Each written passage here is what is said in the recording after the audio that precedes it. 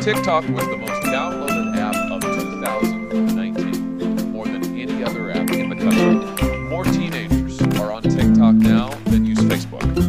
It counts millions and millions and millions of Americans as users.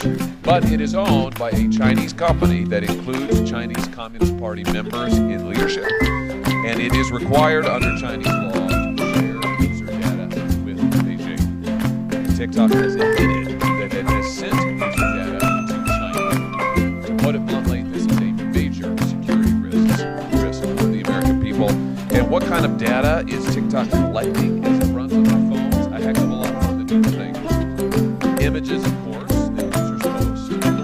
But TikTok also collects information about the messages that you send, about the apps that you use, the other apps on your phone. It collects the sites that you visit. It collects your search history. It collects your keystrokes. It collects your location. It stores all of this. And maybe lots more, I can tell you.